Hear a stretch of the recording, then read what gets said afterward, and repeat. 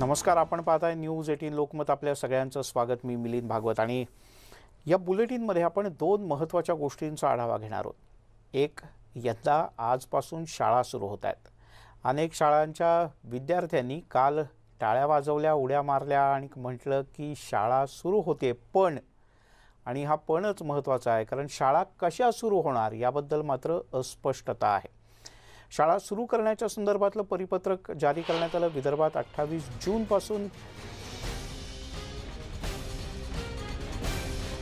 शाळांच्या संदर्भातलं वेळापत्रक लागणार आहे. पण शाळा तुर्तास बंद आहेत आणि नेमक्या कशा पद्धतीनं या शाळा सुरू होतील याबद्दलचा मात्र संभ्रम कायम आहे. आज पहिलं लेक्चर, पहिली तासिका आज सकाळी अनेक शाळांची पार पडली आणि पहिल्या तासिकेला आज फक्त सगळे आहेत ना, कुठे आहात, कसे आहात याची चौकशी शिक्षकांनी केली. आणि उद्यापासून महाराष्ट्रातल्या बहुतांश शाळा ऑनलाईन पद्धतीनेच पुन्हा एकदा सुरू होतील. पण विद्यार्थ्यांना आणि बाकी सगळ्यांनाच उत्सुकता आहे की शाळेमधला गजबजाट, किलबिलाट, पुन्हा ते तासिका, पीटीच्या लेक्चरला मैदानात जाणं, एखाद्या ऑफ लेक्चरला गप्पा मारणं आणि सगळ्यात महत्त्वाचं म्हणजे शाळेची घंटा पुन्हा एकदा वाजणं, हे होणार आहे का तर माहीत नाही. नव्या शैक्षणिक वर्षाची सुरुवात आजपासून होते. शाळांमधला किलबिलाट हा ऑनलाईनच होणार बहुधा. विदर्भ वगळता उर्वरित राज्यात शाळा सुरू होत आहेत.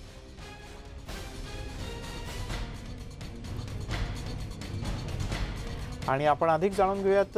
हेरंब कुलकर्णी शिक्षण क्षेत्राचे अभ्यासक आपल्यासोबत आहेत. हेरमजी, शाळा सुरू होत आहेत पण घंटा वाजणारच नाही, पुन्हा एकदा ऑनलाईन.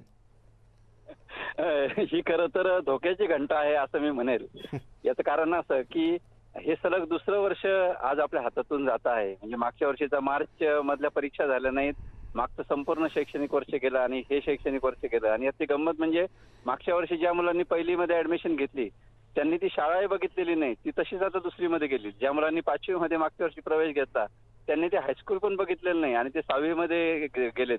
आता किती आजच्या दिवशी खरं तर वर्तमान तुम्ही सगळे चॅनल्सवाले आज तुम्ही वेगळ्या प्रकारचं फुटेज दाखवायचे की या शाळेमध्ये अशा प्रकारचं स्वागत झालं, या ठिकाणी गुलाबाची फुलं मुलांना.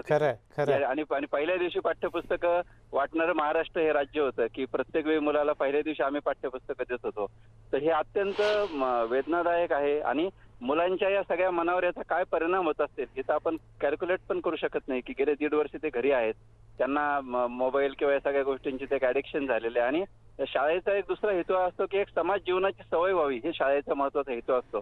कारण आज अनेक घरात एकटे मुलं आहेत आणि अशा मुलांना लॉकडाऊनच्या या सगळ्या तिसऱ्या लाटेत मुलांना धोका असतो, मग पालक घराबाहेर पाठवत नाहीत आणि मग ती मुलं नुसती घरामध्ये एकटी बसलेली आहेत. आणि अशा वेळी खेड्यात तरी किमान आजूबाजूला घरं आहेत, परंतु फ्लॅटमध्ये याच्यामध्ये ती मुलं अशी कोंडून बसलेली. त्यामुळे या मुलांच्या मानसिकतेचं काय होणार आहे आणि या मुलांच्यावर कोणते मानसिक परिणाम होतील हा तिसऱ्या लाटेपेक्षा मला जास्त गंभीर धोका वाटतो. बरं सर, तुम्ही राहाच आपल्यासोबत. पण या संकट काळात शाळा ऑनलाईन ज्या सुरू होत आहेत त्याबद्दल राष्ट्रवादीच्या खासदार सुप्रिया सुळे यांनी काय म्हटलंय पाहूया.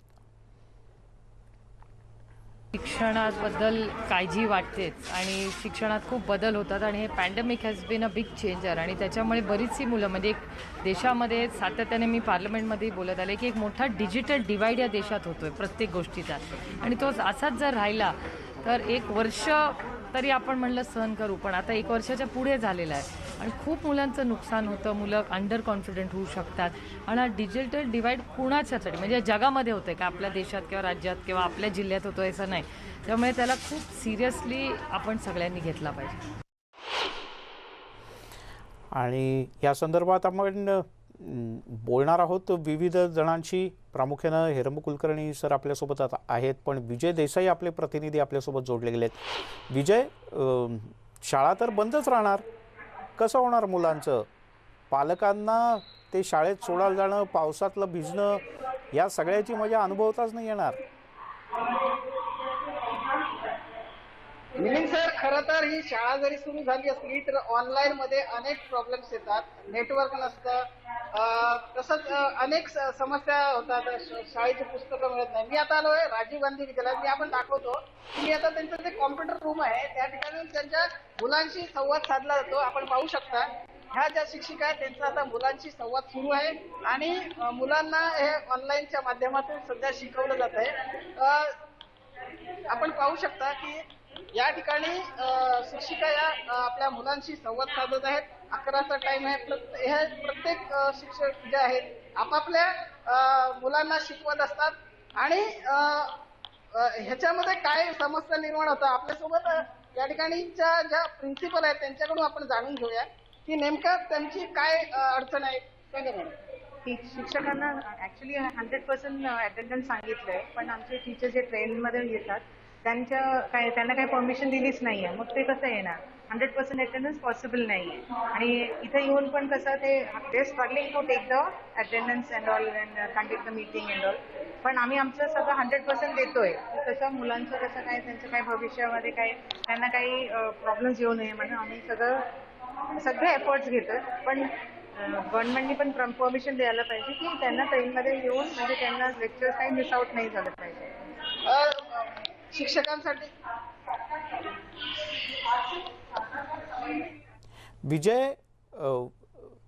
विजय एकाच ठिकाणी बसून हे शिक्षक मार्गदर्शन करतायत, पण शहरी भागात सुद्धा किती विद्यार्थी या ऑनलाईन शाळेत सहभागी होत आहेत त्या मुख्याध्यापिकांना काय म्हणायचं आहे? विजय देसाईशी आपला संपर्क तुटलाय बघा. म्हणजे मुंबईतल्या मुंबईत सुद्धा नेटवर्कची अडचण येते. पाऊस जास्त असला, वारा जास्त असला किंवा विजा चमकत असल्या, ढगांचा गडगडाट असला की मुंबईत सुद्धा जर का ऑनलाईन शाळेत अडचण येऊ शकते, तर ग्रामीण भागातली स्थिती काय असू शकते? हेरंब कुलकर्णी सर आपल्यासोबत आहेत. कुलकर्णी सर, शहरी भागात सुद्धा अशा अडचणी येतात. गेल्या वर्षी तर आपण उपस्थितीत सवलत दिली, मार्कांमध्ये सवलत दिली, शिक्षणात सवलत दिली. आता यावर्षी पण सगळं असंच होणार असं वाटतंय? किमान सुरुवात तरी अशीच दिसते. अगदी बरोबर आहे. म्हणजे एखाद्या क्रिकेट सामन्याची सुरुवात आपल्या पहिल्यांदाच क्रिकेटपटूचा येऊन व्हावी तशा पद्धतीचं हे झालेलं आहे. आणि त्यात कसं झालंय की परत तिसरी लाट ही मुलांसाठी अशा पद्धतीचं तथ्य नसलं तरी सुद्धा ज्या पद्धतीचं सर्वत्र पसरलं गेलंय त्याच्यामुळे पालक आणखी भीतीच्या सावटामध्ये गेलेले. म्हणजे मागच्या वर्षी तरी सरकारनं किमान नोव्हेंबर महिन्यामध्ये शाळा उघडण्याचं धाडस दाखवलं. ते अत्यंत कौतुकास्पद होतं आणि आपण सुद्धा त्याला पाठिंबा दिला न्यूज 18 लोकमतने. परंतु आज असं आहे की या तिसऱ्या लाटेबद्दलची आकडेवारी इतक्या चुकीच्या पद्धतीने पसरली की आमच्या नगर जिल्ह्यामध्ये 8,000 मुलं दाखल आहेत अशा पद्धतीचं सगळीकडे पसरलं होतं. वस्तुस्थिती तशी नव्हती, परंतु या व्हॉट्सअप किंवा याच्यामुळे पालकांच्या मनामध्ये खूप भीतीचं वातावरण निर्माण झालंय. आणि याचा परिणाम असा होणार आहे की तुम्ही फार चांगला शब्द वापरला की याच्यामध्ये सवलत त्याच्यामध्ये सवलत, परंतु भविष्य काय या मुलांना सवलत देणार आहे का हा महत्वाचा प्रश्न आहे. करिअर या मुलांना सवलत देणार आहे का हा खरा प्रश्न आहे. किंवा वेगवेगळ्या कंपन्या किंवा जॉबच्या ज्या काही संधी आहेत त्या या मुलांना अशा पद्धतीच्या अर्ध्या कच्च्या पद्धतीनं पुढे सरकणाऱ्या मुलांना सवलत देणार आहेत का हा खरा मुद्दा आहे. आणि सुप्रियाताईंनी जो याचा मुद्दा मांडला की आज या डिव्हाइस मध्ये जो काही भेदभाव निर्माण झालेला आहे शहरी आणि ग्रामीण मध्ये तो शहरामध्ये सुद्धा आहे हे आता आपण बघितलं. आणि ग्रामीण भागामध्ये इतकं आहे की न्यूनगंड पसरलाय मुलांमध्ये. हेरम सर, काही ठिकाणी आपण पाहिलं म्हणजे गडचिरोली सारख्या जिल्ह्यातली आपण एक स्टोरी दाखवली होती काही दिवसांपूर्वी. काही शिक्षकांनी ऑनलाईन शाळा ते जे काही विद्यार्थ्यांना शिकवत असतील त्याच्याबरोबर गच्ची शाळा सुरू केल्यात. तुम्हाला असं वाटतं की इथून पुढे म्हणजे एखाद्या विभागात 4 शाळा नाही, एखाद्या गल्लीत 5 शाळा किंवा एखाद्या बिल्डिंग मध्ये 1 शाळा असं काहीतरी करायला लागेल? कारण म्हणजे आपणही ऑनलाईनला कंटाळतो, विद्यार्थी तर किती कंटाळतील. अगदी बरोबर. म्हणजे ही तुमची जी सूचना आहे ही एकमेव आणि महत्वाची सूचना आहे. याच्या पलीकडे दुसरा पर्यायच असू शकत नाही. तुम्हाला सांगतो, जे कृष्णमूर्तींनी एका पुस्तकात असं म्हटलंय की म्हणजे ते म्हणलं की गाव तिथे शाळा नाही तर घर तिथे शाळा असली पाहिजे असं कृष्णमूर्ती म्हणतात. ते म्हणतात की एखाद्या बिल्डिंग मधल्या 4 पालकांनी एकत्र येऊन आपल्या मुलांची शाळा सुरू करायला काय हरकत आहे असं कृष्णमूर्ती 50 वर्षापूर्वी म्हणाले होते. तर ती वेळ झालेली आहे आणि मागच्या वर्षी हा प्रयोग यशस्वी झालेला आहे. कारण आश्रमशाळेच्या शिक्षकांनी काय केलं होतं की प्रत्येक गावामध्ये जाऊन त्या ठिकाणची मुलं एकत्र करायची, त्यांना स्वाध्याय पुस्तिका द्यायच्या, त्या मुलांनी सोडवायच्या आणि त्या घेऊन यायच्या असं केलं. मी आमच्या शाळेच्या जवळ खानापूर म्हणून एक वस्ती, तिथे आम्ही आमच्या शाळेमध्ये हा प्रयोग केला की बर बर शिक्षकांना वेळापत्रक लावलं आणि त्या ठिकाणी जाऊन शिक्षकांनी 2 तास मुलांना घेऊन बसायचं. कारण ह्या इंटरॅक्शन मधून जे घडतं ना, कारण शिक्षण ही प्रक्रिया ही काय अशी एखादा अर्ज द्यायचा आणि ती मंजुरी करायची असं नाही ना, ती मॅन टू मॅन कॉन्टॅक्टची प्रक्रिया आहे. आणि बरोबर. तुम्ही जे म्हणताय तोच एकमेव मार्ग आहे. जिल्हा परिषदेच्या शिक्षकांनी मागच्या वर्षी अनेक ठिकाणी हे करून दाखवलं आणि त्यामुळे मला असं वाटतं की आता सरकारनं वाट न पाहता, आणि मला एक सांगा की कुठली शाळा असेल तर किती वस्तीमधून मुलं येत असतात.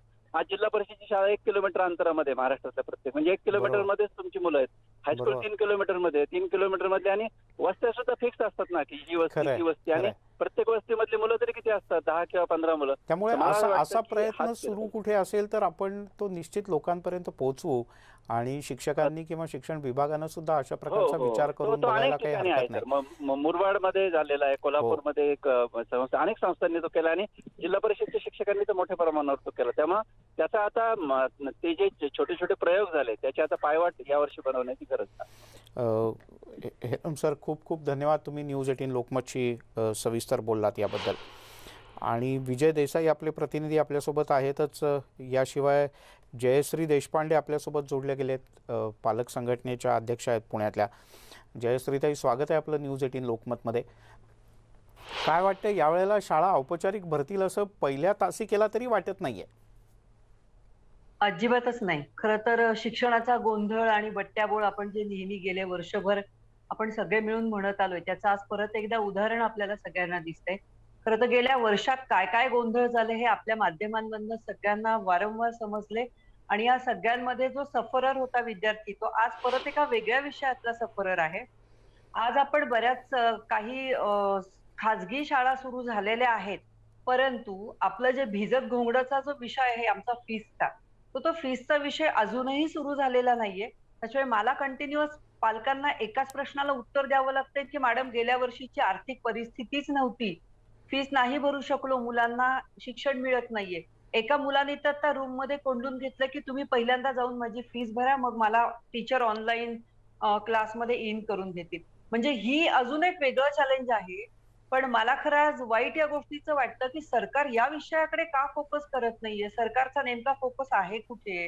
का उगीच आपल्या शाळा सुरू करायच्या म्हणून सुरू करायच्या? ज्या विद्यार्थ्यांसाठी तुम्ही हे सगळं करत आहात, त्या विद्यार्थ्यांपर्यंत हे कितपत पोहोचत आहे त्याचा विचारच केला जात नाहीये. गेल्या वर्षभरातला गोंधळ आणि आता परत एक आजपासून येणाऱ्या वर्षातला गोंधळ, ह्या सगळ्यांचं एक जोडमेळ आज आपल्याला दिसून येते सगळीकडे.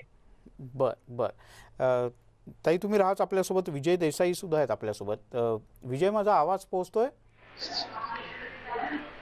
पोचतोय सर. विजय, मगाशी आपला संपर्क तुटला त्यावेळेला विचारायचं होतं की ठीक आहे, शिक्षक येत आहेत, काही जण कसे बसे पोचू शकतायत, पण ऑनलाईन तरी किती विद्यार्थी उपस्थित राहू शकतायत किंवा शिक्षकांना काय अडचणी येत आहेत? मिलिंद सर, मी आता राजीव गांधी विद्यालयात त्यांच्याशी आपण बोलूया. तुम्हाला जी मुलं येत आहेत शाळेमध्ये म्हणजे ऑनलाईन, ते किती पर्सेंटेज आहेत आणि काय प्रतिसाद कसा आहे? ऑनलाईन विद्यार्थ्यांचा प्रतिसाद फारच कमी आहे, कारण हा जो एरिया आहे तो लोअर कास्टच्या विद्यार्थ्यांचा आहे आणि प्रत्येक घरामध्ये एकच मोबाईल असतो. पॅरेंट्स कामाला वगैरे जाणारे आहेत, मग ते मोबाईल घेऊन जातात, त्याच्यामुळे मुलं ऑनलाईन नाही येऊ शकत. तर 100% तर नाहीच आहेत, पण 20-25% फक्त मुलं ऑनलाईन आहेत. त्याच्यामुळे काय म्हणजे ऑनलाईन घेण्याचा काही अर्थच राहिला नाही असं झालंय आता. मला सांगा, काय केलं पाहिजे सरकारने यासाठी? त्यांनी विद्यार्थ्यांचे, शिक्षकांचे सुरक्षिततेच्या सगळ्या व्यवस्था केल्या पाहिजेत आणि आम्ही तर 100% ऑफलाईन शाळा सुरू करायला तयार आहोत आणि मुलांची काळजी, शिक्षकांची काळजी घ्यायला वगैरे तयार आहेत. माझ्यासोबत सर पालक सुद्धा आहेत, त्यांच्याकडून जाणून घेऊया. मला सांगा, आजची जी परिस्थिती आहे शिक्षणाची, काय सांगाल? सर्वप्रथम मी न्यूज 18 लोकमत चॅनलचे आभार मानतो. या ठिकाणी खूप छान विषय घेतलेले आहे त्यांनी आणि मला असं सांगायचं आहे की शिक्षणाच्या बाबतीत सर्वप्रथम जे चालू केलेलं आहे ऑनलाईन, मुळात हे चुकीचंच आहे आणि हे व्हायलाच नाही पाहिजे आहे. जेणेकरून कित्येक लोकांकडे, पालकांकडे, गरिबांकडे मोबाईल सुद्धा नाही आहे, त्यांच्याकडे घेण्यासारखी परिस्थिती सुद्धा नाही आहे. तर त्यांनी काय करावं? त्या ठिकाणी कसे शिक्षण देणार मुलांना? तर त्याचा सुद्धा विचार करावा त्या गोष्टीकडे. आणि कित्येक लोकांकडे नोकरी गेलेली आहे, धंदा नाही आहे, मग त्यांनी काय करावा, कसा करावा, शिक्षणाची फी कशी भरावी, रोजगार कसा करावा, त्यांच्याकडे काही हे नाही आहे सार्थक. तर त्यामुळे शिक्षण देण्याची ऑनलाईन तर पद्धत बंदच करावी. आणि दुसरी गोष्ट मला या ठिकाणी असं सांगायचं आहे की शिक्षणाच्या बाबतीत की पहिली चालू करायच्या अगोदर सगळ्यांच्या मुलांच्या विद्यार्थ्यांचे लसीकरण सक्तीने करण्यात यावी, मगच चालू करायला पाहिजे आहे. त्याशिवाय चालू करू नये.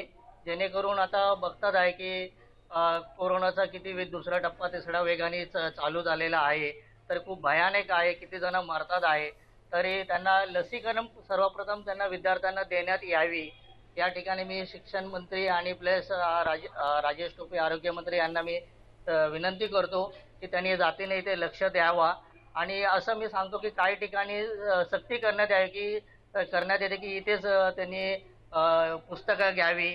तर म्हटलं हे चुकीचं आहे. जिथे त्यांना गरज लागेल म्हणजे मिळतात आहे तिथे ते घ्यायला पाहिजे. तर काही ठिकाणी अशी सक्ती करतात की पुस्तकं इथेच घेण्यात यावी, युनिफॉर्म इथेच घेण्यात यावी. हे तर प्रश्न आहेतच. म्हणजे हे याच वर्षीचे नाही, हे दरवर्षीचे प्रश्न आहेत. प्रत्यक्ष शाळा भरत असत्या तरी सुद्धा हे प्रश्न असतेच की पुस्तकं इकडनंच घेतली पाहिजेत, आमच्याचकडनं घेतली पाहिजेत वगैरे वगैरे. त्याच्यात तर जायलाच नको. आत्ता मुळात मुलं ऑनलाईन येत आहेत का आणि ती येऊ शकतात का? प्रणाली कापसे आपल्या प्रतिनिधी आहेत अंजुमन इस्लाम शाळेतनं. प्रणाली, या शाळेत घंटा वाजले का? मिलिंद सर, सध्या तरी या शाळेमध्ये आणि मुंबईतल्या शाळांमध्ये घंटा वाजलेली नाही. कारण मुंबईमध्ये महापालिकेच्या असो किंवा खाजगी असो कुठल्याही शाळा तुर्तास सुरू करण्यात आलेल्या नाही. महानगरपालिकेनं शाळा सुरू करण्याला परवानगी दिलेली नाही. परंतु आजपासून ऑनलाईन वर्ग मात्र सुरू झालेले आहे. या शाळेमध्ये विचारपूस केल्यानंतर असं कळलेलं आहे की आजपासून पुढच्या वर्गाचे ऑनलाईन क्लासेस जे आहेत ते सुरू झालेले आहेत. परंतु प्रत्यक्ष शाळा भरणार नाही आहे जोपर्यंत महानगरपालिकेचा आदेश येत नाही तोपर्यंत. मुंबईमध्ये मध्यमवर्गीय आणि उच्चभ्रू लोकांना ऑनलाईन एज्युकेशनचा काहीही तसा फारसा त्रास नाही आहे, कारण त्यांची ऐपत आहे. या शाळांमधून आपल्या मुलांना शिकवत असताना त्यांना ऑनलाईन शिक्षण देण्याची आणि फी भरण्याची सुद्धा.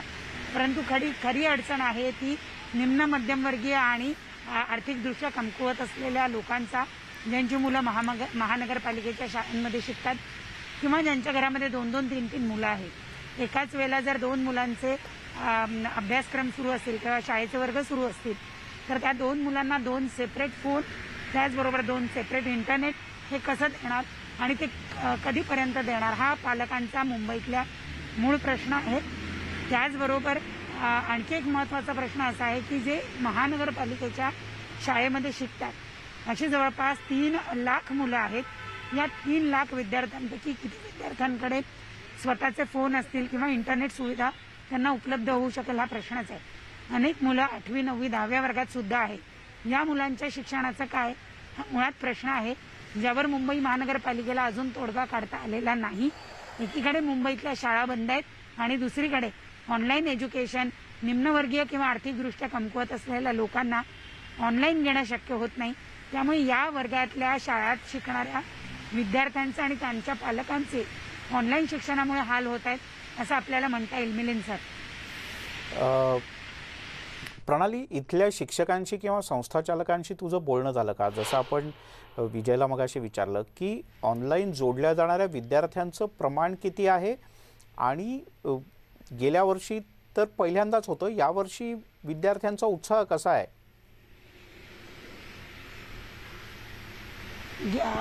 गेल्या वर्षी विद्यार्थ्यांनी कसं बसं ऑनलाईन शिक्षण जे आहे ते घ्यायला सुरुवात केलेली होती.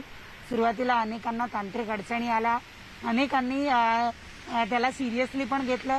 तर अनेक पालकांचं असं म्हणणं आहे की ऑनलाईन एज्युकेशनमध्ये विद्यार्थ्यांना काही कळत नाही. अनेक विद्यार्थ्यांचं लक्ष नसतं आणि त्यांचं लक्ष नाही हे शिक्षकांना कळू शकत नाही. त्यामुळे ऑनलाईन शिक्षणाचा फारसा उपयोग नाही असं अनेक पालकांची प्रतिक्रिया आहे. अनेक विद्यार्थी जे आहेत ऑनलाईन क्लासेस सुरू असताना दुसरीकडे गेम खेळताना दिसतात. हा सुद्धा प्रकार जो आहे तो मोठ्या प्रमाणावर सुरू आहे. त्यामुळे ऑनलाईन शिक्षणातून विद्यार्थ्यांना अभ्यासाची फारशी गोडी लागत नाही किंवा राहत नाही असा पालकांचा अनुभव आहे. तशी तक्रार पालकांच्या वतीनं होते. मुंबई महानगरपालिकेतले जवळपास आपण जर म्हटलं तर 70% विद्यार्थी असे आहेत जे ऑनलाईन एज्युकेशनला जोडले जाऊ शकत नाही. त्यामुळे गेले 1.5-2 वर्ष ते शिक्षणापासून वंचित आहे असं म्हटलं तरी चालेल. प्रणाली, अनेक विद्यार्थ्यांना ते जर का शाळेच्या जवळपास राहत असतील आणि ते बाहेर पडले, म्हणजे माझ्या घरचा माझ्या मुलीचा अनुभव आहे, असं वाटतं की एकदा तरी शाळा बाहेरनं बघावी. तुझ्या पाठीमागची जी शाळा आहे ती एक काही सेकंद दिसली तरी कदाचित काही जणांना वाटेल अरे येस आपली शाळा आहे बरं का इथे आणि हे आहे का, तर तुझ्या पाठीमागची शाळाही बघायला आवडेल. आणि इकडे दुसरीकडे आपण फ्रेममध्ये पाहतो आहोत ते म्हणजे शाळेमध्ये काही शिक्षक एकत्र येऊन एका हॉलमध्ये बसून ते विद्यार्थ्यांना ऑनलाईन पद्धतीनं शिकवण्याचा प्रयत्न करतात. ही आपण अंजुमन इस्लाम शाळेची दृश्य पाहतो आहोत आणि ही विजय देसाई आपले कॅमेरामन आहेत त्यांच्या कॅमेऱ्यातनं दिसणारी आपल्याला शाळा आहे. एकाच वर्गामध्ये, म्हणजे पूर्वी 10वीच्या एका वर्गात एकत्र अनेक विद्यार्थी बसायचे, आता एका वर्गात अनेक शिक्षक बसत आहेत आणि आपापल्या विद्यार्थ्यांना ते शिकवण्याचा प्रयत्न करतात. कारण शाळेने विशेष नेटवर्कची व्यवस्था केली आहे, पण अशा पद्धतीच्या सगळ्या शाळा नसतात. मुंबईतली ही शाळा असल्यामुळे कदाचित ती शक्य असेल, ग्रामीण भागात तर अडचण आहे. आणि त्यामुळे जयश्रीताई, हे तुम्ही मुंबईतलं बघितलं 2 टोकाचं, तर काय वाटतं तुम्हाला, शहरी भागात तेवढी अडचण येत नाही, नेटवर्क आणि असे विषय नसतात, पण अन्य ठिकाणी मोठी अडचण आहे? नाही, शहरी भागांमध्ये पण ह्या सगळ्या अडचणी येतात. आणि आता आपण जरी बघितलं तरी एका घरामध्ये सुद्धा जर आपण मोबाईल ऑन केले तर 2 लोक असतील तर दोघांना नेटवर्क एकाला मिळेल दुसऱ्याला मिळत नाही. असाच प्रॉब्लेम आपल्या मुलांच्या शिक्षणाच्या बाबतीत पण येतोय. सगळ्यात महत्वाचं, यंदा शिक्षकांना हे सांगितलं होतं का की तुम्हाला ऑनलाईन एज्युकेशन द्यायचं आहे आणि तुम्ही त्याच्यासाठी प्रिपेअर व्हा. आज आम्ही आजचा जर रेशो बघितला तर आज मुलं कोणी ऑनलाईन मध्ये बसायलाच तयार नाहीत. ते म्हणतात याला शाळा म्हणतच नाहीत. तर जर आम्हाला आमचे टीचर्सच भेटणार नाही, जर फ्रेंड्स भेटणार नाहीत, आम्ही शाळेत जाणार नाहीत, नवीन युनिफॉर्म घालणार नाहीत, तर याला शाळा म्हणायची कशी? शाळा ही एक क्रेज असते मुलांची आणि एक पॅशन असतं, एक गर्वाचं ठिकाण असतं ते, की जिथे माझी ही शाळा आहे, माझे मित्र आहेत. पण आज या काहीच गोष्टी होत नाहीयेत. मग उगीच आपली शाळा सुरू करतोय असा एक फार्स करायचा आणि शाळा सुरू करण्याचा उद्योग कशासाठी करायचा ना? कारण ज्या मुलांसाठी आपण गोष्टी करतोय, कारण शिक्षण हे 2 वे कम्युनिकेशन आहे, आपण वारंवार बोलत आलो, पण सध्या हे फक्त 1 वे चालू आहे. आणि आज कितीतरी ग्रामीण भागामध्ये तर शक्यताच नाही, कारण गेल्या वर्षभरामधली पॅन्डेमिकची कंडिशन बघितली तर आजही कुठेही पालक हा सुस्थितीमध्ये येऊ शकलेला नाहीये. इनफॅक्ट गेल्या वर्षीपेक्षा यंदाची परिस्थिती अजून बिकट झालेली आहे. त्या सगळ्या परिस्थितीचा विचार करता आज पालक, म्हणजे गेल्या वर्षी तरी किमान कम्प्लीट लॉकडाऊनमुळे घरात असल्यामुळे असलेला एक मोबाईल तरी शेअर करू शकत होते. आज तोही करू शकत नाहीये, कारण अर्धवट परिस्थितीमध्ये सगळं सुरू झालेलं आहे. बरोबर, म्हणजे पालक, जयश्री, आता अनेक पालक असे आहेत की जे नोकरीला जायला लागलेत, अनेक पालक जे असे आहेत की व्यवसायाला बाहेर पडायला लागलेत, पण शाळा सुरू नाही आहेत. म्हणजे आणखीन ज्या वेगवेगळ्या अडचणी असतात त्याच्याकडे तर मी जातच नाही, कारण मुंबई, पुणे, नाशिक, नागपूर किंवा अन्यही मोठ्या शहरांमध्ये आता विद्यार्थ्यांना कुठेतरी पाळणाघरात ठेवलं जातं आणि मग तिथून ते दिवसभर असतात आणि संध्याकाळी येऊन पालक घरी घेऊन जातात. आता नोकऱ्या, उद्योग सुरू झाल्यामुळे पालकही घराबाहेर पडतात. मग परत विद्यार्थ्यांचं काय? मुकुंद किर्दत, पालक संघटनेचे प्रतिनिधी आपल्यासोबत जोडले गेलेत. मुकुंदजी, काय वाटतंय तुम्हाला, यावर्षी शाळांची घंटा अजूनही वाजलेली नाही आहे आणि पुढच्या काही काळात घंटा वाजेल, शाळा भरेल असं काही नाही आहे?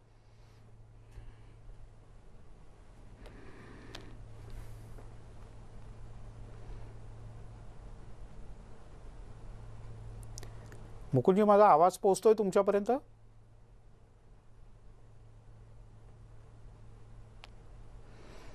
आपला आवाज त्यांच्यापर्यंत पोहोचू शकत नाही. आपण त्यांच्यापर्यंत संपर्क साधण्याचा प्रयत्न करूयात, पण आपले प्रतिनिधी विजय देसाई आहेत आपल्यासोबत. विजय, हे जे शिक्षक आहेत, मगाशी जसं त्यांनी सांगितलं होतं की शिक्षकांना शिकवण्याची इच्छा आहे पण शाळेने व्यवस्था केली, पण तिथे येता येत नाही कारण शिक्षकांना रेल्वेने यायला जायला परवानगी नाही. तर अशा याच्यात शाळा अधिकाधिक विद्यार्थ्यांच्यापर्यंत शिक्षण पोहोचवण्यासाठी किंवा जे काही वर्ग घेत आहेत त्याच्यात विद्यार्थ्यांनी सहभागी होण्यासाठी काही वेगळा विचार करताय? आपल्यासोबत या शाळेच्या संचालिका आहेत, आपण त्यांच्याकडून जाणून घेऊया. मला सांगा शिक्षक आता जे काही मुलांकडे जे शाळेत हे ऑनलाईन येऊ शकत नाही अशांसाठी काय तुम्ही शाळा म्हणून काय हे केलंय का, योजना काय केली? गेल्या वर्षी आम्ही ऑफलाईन मुलांना बोलवलं होतं, पण एज्युकेशन डिपार्टमेंट मधूनच आम्हाला सांगितलेलं की मुलांना शाळेत बोलायचं नाही. त्याच्यामुळे मग आम्ही बोलून येतं नाही तर त्यांच्यासाठी आम्ही सुविधा केली होती. आम्ही त्यांना ऑफलाईन त्यांचा अभ्यास घेत होतो. पण यावर्षी पूर्णपणे ते बंद आहे, कारण विद्यार्थ्यांना बोलवायचं नाहीच म्हणून सांगितलेलं आहे. आमचे शिक्षकही येत होते आणि ते घेत होते. पण आता यावर्षी हे वर्ष पूर्ण बंदच आहे. आणि ज्यांच्याकडे मोबाईल नाही आहेत, काही जण गावाला गेलेत, तर त्यांचं 2 वर्ष पूर्णपणे अभ्यास थांबलेलाच आहे. याला नेमकं जबाबदार कोण आणि याच्यासाठी काय केलं पाहिजे?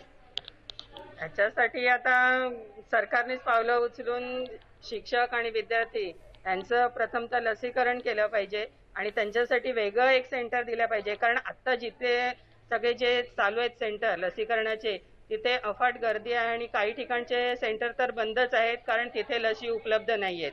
तर शिक्षक आणि विद्यार्थी यांच्यासाठी त्यांनी एक वेगळं सेंटर आणि तिथे फक्त शिक्षक आणि विद्यार्थ्यांचं लसीकरण व्हावं असं तरी मला वाटतं.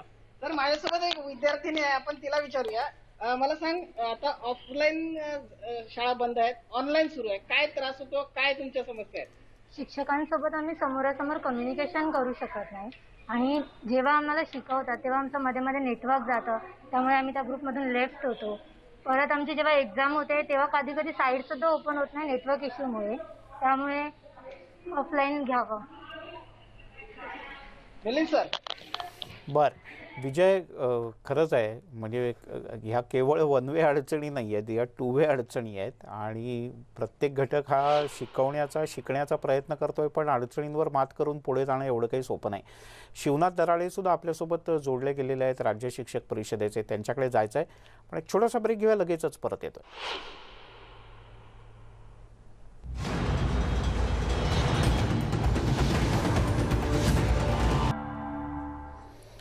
आपण पाहताय न्यूज 18 लोकमतवर मुद्दा महाराष्ट्राचा, आणि मुद्दा फार मोठा आहे. अर्थात शाळांचा आहे, शिक्षणाचा आहे, भविष्याचा आहे. आणि आजपासून महाराष्ट्रात बहुसंख्य ठिकाणी शाळा सुरू होत आहेत, विदर्भ वगळता. पण प्रत्यक्ष शाळा भरणार नाही आहेत, पुन्हा एकदा ऑनलाईनच. आणि पालक संघटनेचे मुकुंद किर्दत आपल्यासोबत आहेत, तसंच शिवनाथ दराळे आहेत, महाराष्ट्र राज्य शिक्षक परिषदेचे कार्यवाहक मुंबईचे. मुकुंदजी, काय आत्ता अडचणी आहेत? कारण मगाशी बोलताना असं कळलं की गेल्या वर्षी तर पूर्ण लॉकडाऊन होतं, पालकही घरात होते. आता यावर्षी असं आहे की हळूहळू ऑफिसेस सुरू झालेत, पालक नोकरीला जायला लागले, मुलं काही पालक त्यांना पाळणाघरात सोडतात. अशा याच्यात ऑनलाईनचं काय नेमकं? ऑनलाईन मध्ये म्हणजे आता तुम्ही मगाशी जशी चर्चेत आला ती एका अर्थाने त्याचा सोशल जो डिवाइड आहे, म्हणजे शहरी आहे, ग्रामीण आहे, आर्थिकदृष्ट्या वेगवेगळे जे गट आहेत ना, या सगळ्यांवरती ऑनलाईन एज्युकेशनचा फायदा म्हणजे हा प्रत्येकाला वेगवेगळा झालाय. आणि गेल्या वर्षी तर ठीक आहे अडचण होती, या वर्षी खरं तर आता शिक्षण विभागाकडे खरं तर वेळ होता. आणि आता दिसताना असं दिसतं की करोनाचा एकूण जो कहर आहे तो बघता अजून 2-3 महिने तरी शाळा या सुरू होत नाहीत. म्हणजे ही परिस्थिती असताना खरं तर नियोजन खूप चांगलं हवं होतं. ऑनलाईनच्या बाबतीत असा अनुभव आहे की काही ज्या छोट्या शाळा आहेत त्या बऱ्याचदा व्हॉट्सअप सारखं प्लॅटफॉर्म वापरतायत आणि तिथे काही ना काहीतरी पालकांना वापर करता येतो. कारण त्याचे जे दोन्ही आता एक जो वर्ग आहे त्यांना 150 रुपयाचं डेटा पॅक घेणं हे सुद्धा परवडत नाही, म्हणजे मोबाईल परवडत नाही, डेटा पॅक परवडत नाही, ही परिस्थिती जर आहे. दुसरा असं ती प्रश्न असा आहे की ऑनलाईन म्हणजे काय आपण म्हणूया की एका अर्थाने त्याच्यातनं जे हवं ते शिक्षण, जे सामाजिकरण असतं ते याच्यातनं होऊ शकत नाही. ही ऑनलाईनची सर्वात मोठी समस्या आहे आणि त्यामुळे सामाजिकरण होत नाही. दुसरा भाग असा की या सर्व खाजगी शाळांमध्ये सुद्धा 25% आर्थिक दुर्बल घटकातली पण मुलं असतात. आता यांचं पण हे जे ऑनलाईन शिक्षण आहे ना हे सुद्धा याच्यामुळे थांबलेलं आहे आणि त्यांना पालकांना परवडत नाही, तर ते पालक त्याच्यामध्ये राहतही नाही. आता म्हणजे एका अर्थाने दुर्बल घटक, आर्थिक दुर्बल घटक एक वेगळा, शहरी पुन्हा श्रीमंत वर्ग वेगळा, आणि मग त्यांच्यामध्ये जी तफावत निर्माण झाली आता शैक्षणिक, म्हणजे हा प्रश्न पुढे कधी येईल तर मूल्यांकन जेव्हा होईल त्यांचं, जे त्यांनी काय शिकलं त्याच्या संदर्भामध्ये जे खूप अडचणी आता सुद्धा झाल्या, मागच्या वेळेस परीक्षांचे रिझल्ट लावताना ही अडचण आहे, त्याच अडचणी यापुढे पण होतील. ती त्यांचं मूल्यांकन कसं करणार, जर ते एका समपातळीवरच नाहीत तर यांचा अडचण म्हणजे यांचा प्रश्न कसा सोडवणार. म्हणजे आणि त्यात तिसरा प्रश्न पालकांच्या बाबतीत खूप मोठा असा आलाय की ऑनलाईन शिक्षण फक्त दिलं जातंय आणि फी मात्र पूर्ण वर्षाची घेतली जाते. शिवनाथ दराडे आपल्यासोबत आहेत. मुकुंदजी तुम्ही राहाच आपल्यासोबत. शिवनाथजी, शिक्षक म्हणून तुम्ही कसे पाहता या सगळ्या विषयाकडे थोडक्यात, मग ब्रेक नंतर आपण पुन्हा एकदा येऊ तुमच्याकडे. नमस्कार, माझा आवाज येतो आपणास? हो येतोय, बोला. महोदय, मी एक आपल्याला आकडेवारी देतो. परवा या संदर्भामध्ये मी माननीय मुख्यमंत्री महोदयांना पत्रही लिहिलंय आणि काही उपाय त्याच्यामध्ये सांगितले. ते डिटेल सर्व सांगता येणार नाही, 3 पानांचं पत्र आहे. एक मी आपल्याला आकडा सांगतो. मागच्या वर्षी इयत्ता 9वी मध्ये 19 लाख मुलांनी प्रवेश घेतला होता. त्यापैकी 1,02,000 मुले नापास झाली. 18 लाखाहून अधिक मुलं पास झाली. परंतु 10वीचा फॉर्म भरणारी मुलं ही 16.5 लाखाच्या आसपास होती. 1,77,000 मुलं 9वी पास होऊन सुद्धा 10वीच्या वर्गामध्ये बसली नाही, फॉर्म भरला नाही. 10वीचे फॉर्म हे नोव्हेंबर डिसेंबर मध्येच भरले जातात, कारण ही मुलं ऑनलाईन पासून वंचित होती. ऑनलाईनची साधनं त्यांच्याकडे नव्हती.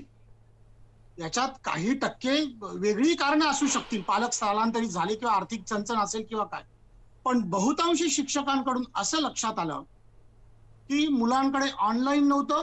जून पासून ऑनलाईनला अटेंड झाला नाही, म्हणून 10वीचा फॉर्म भरला नाही. खूप महत्वाचा मुद्दा दराडे सर तुम्ही सांगितला आहे आणि तो इतका महत्वाचा आहे की शिक्षण तज्ज्ञांचे नाही, शिक्षण विभागाचे नाही, तर सगळ्या समाजाचे डोळे उघडणारा मुद्दा तुम्ही या फक्त 4 ओळीतल्या आकडेवारीतून सांगितलाय.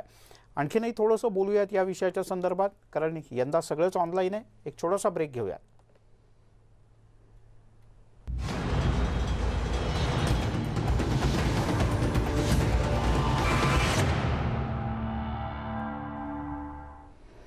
ब्रेक नंतर आपल्या सगळ्यांचं पुन्हा एकदा स्वागत. एक मोठी बातमी कोल्हापुरातून हाती येते. उद्यापासून मराठा आरक्षणासाठी राज्यभरात आंदोलन सुरू होतं आणि सकल मराठा समाजाचं हे आंदोलन असणार आहे.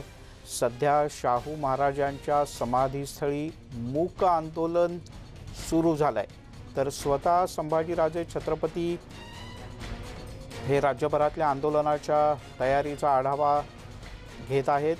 आंदोलनाच्या तयारीसाठीची बैठक सुद्धा कोल्हापुरात सुरू आहे. ही या क्षणाची महत्त्वाची बातमी. सकल मराठा समाजाच्या वतीनं राज्यभरात आंदोलन होत आहे आणि आपण या दृश्यांमध्ये पाहू शकतो स्वतः खासदार संभाजीराजे छत्रपती हे राज्यभरातून आलेल्या प्रतिनिधींशी संवाद साधतायत आणि जी माहिती आत्ताच हाती आली आहे त्यानुसार बैठकीच्या ठिकाणी काही गोंधळ झाल्याचंही कळत आहे.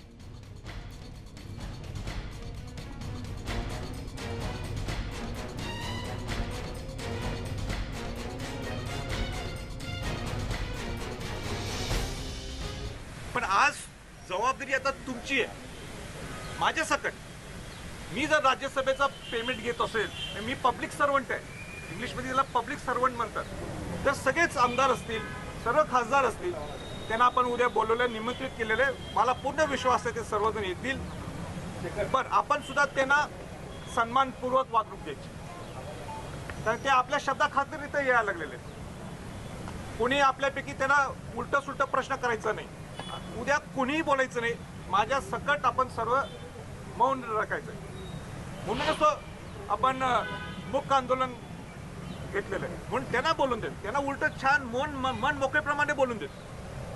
10 मिनिटं बोलून देत, 15 मिनिटं बोलून देत, 20 मिनिटं बोलून देत, तो त्यांचा आहे. कोणाला 2 मिनिटं बोलायचं असेल, पण त्यांनी येणं महत्वाचं आहे आणि मला विश्वास आहे ते येतील. दुसरी गोष्ट ही आहे की अनेक काल मला SP संपर्क साधत होते, अनेक पोलीस डिपार्टमेंट साधत होते. आम्ही क्लिअर केले की हा मुक्त आंदोलन समन्वयक येणार, राज्यातले ग्रामीण भागातले समन्वयक येणार, आता इथं बसवायची सुद्धा आपली सर्वांची जबाबदारी आहे.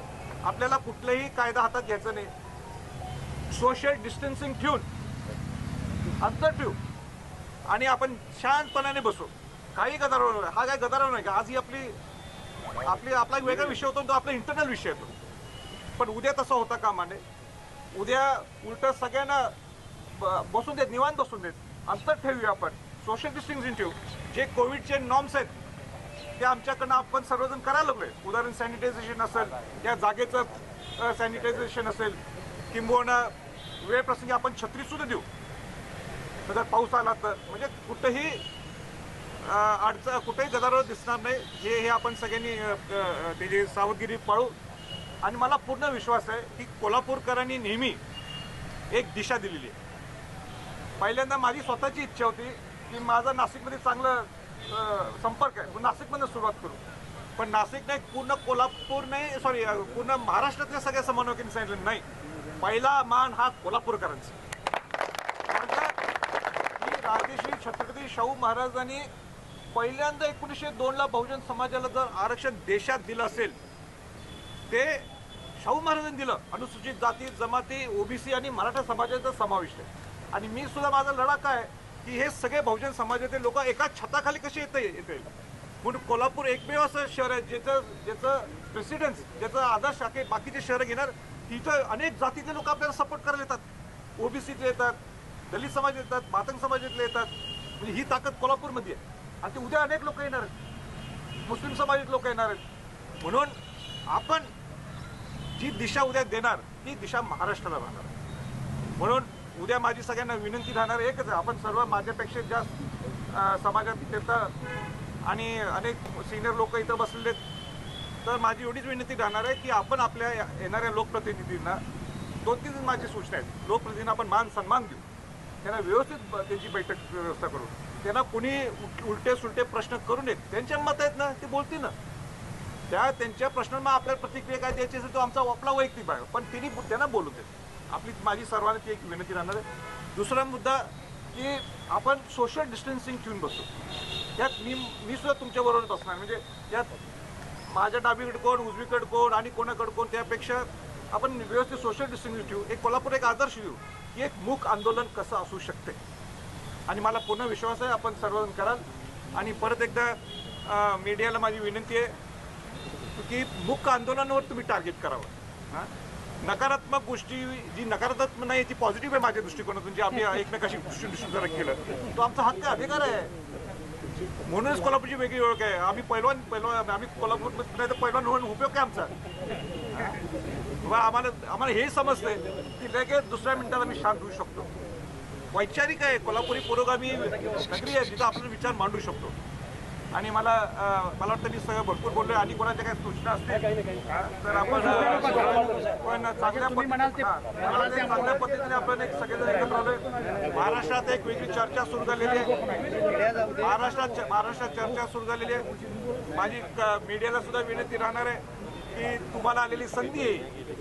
शाहू महाराजांचा विचार हा पूर्ण महाराष्ट्र नाही, देशभर नाही, जगापर्यंत पोहोचवण्याची. नेहमी आता हे लाईव्ह करायला काय मला माहिती आहे, पण या कोल्हापूर आपल्या लोकांना सगळ्यांना सांगायचे, कोल्हापूर प्रेस मीडिया माझ्या नाराज आहे. का नाराज आहे? कारण माझ्या सगळ्या बातम्या किंवा मी जे काही बोलतो हे कोल्हापूरच्या जिल्ह्यातनं बाहेरनं बोलतो. म्हणून आता ही संधी तुम्हाला आली आहे की तुम्ही कोल्हापूरचं नाव परत एकदा खऱ्या अर्थाने शाहूमय शिवमय कसं करता येईल हे तुमच्या हातात आहे. आणि म्हणून एवढंच बोलतो आणि मी थांबतो. जय हिंद, जय महाराष्ट्र.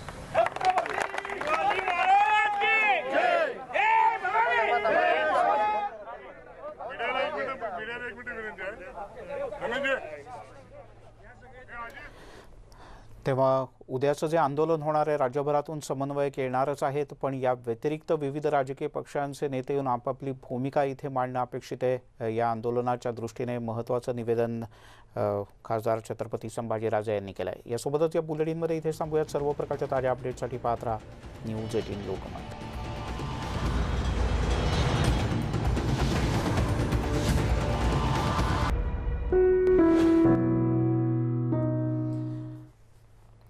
आपण पाहताय न्यूज 18 लोकमत. आणि आता अर्थातच आपल्या सगळ्यांच्या दृष्टीने महत्त्वाची गोष्ट फेडरल बँक आणि नेटवर्क 18 यांचा खास उपक्रम संजीवनी गाडी. आणि ही गाडी भारतातल्या वेगवेगळ्या कोविडग्रस्त जिल्ह्यातून फिरते, लसीकरणाच्या बद्दल जनजागृती करण्याचा प्रयत्न करते. आपण या मोहिमेला भरभरून पाठिंबा द्या आणि लसीकरणाचं महत्त्व अधोरेखित करा. आज ही गाडी कुठे आहे पाहूयात.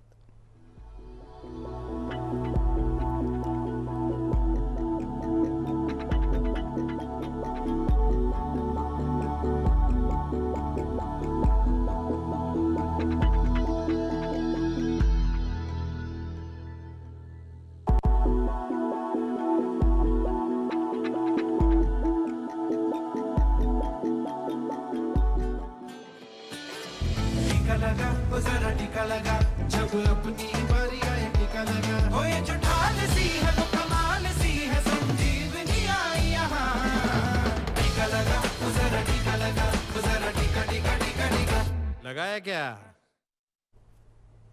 नेटवर्क 18 प्रत्येक भारतीयाला कोविड-19ची लस मिळेल याची खात्री करण्यासाठी मदत करू इच्छितं. तसंच लसीकरण जागरूकता वाढवण्यासाठी फेडरल बँक आणि नेटवर्क 18चा संयुक्त उपक्रम आहे संजीवनी शॉर्ट ऑफ लाईफ. या उपक्रमात आपणही सहभागी व्हा. लसीकरणाच्या बद्दलची जनजागृती अधिकाधिक लोकांपर्यंत पोहोचवण्याचा प्रयत्न करा. अभिमानानं सांगा की मी लस घेतली आणि मला कोणताही त्रास झाला नाही, म्हणजे बाकीचेही लसीकरणासाठी प्रवृत्त होते. इथेच थांबूयात. पाहत राहा न्यूज 18 लोकमत. आणि हा महत्त्वाची आठवण, तुम्ही प्रवासात असाल आणि तुम्हाला काही खास बातम्या बघायच्या असतील तर आमच्या यूट्यूब चॅनलला लॉग ऑन करा.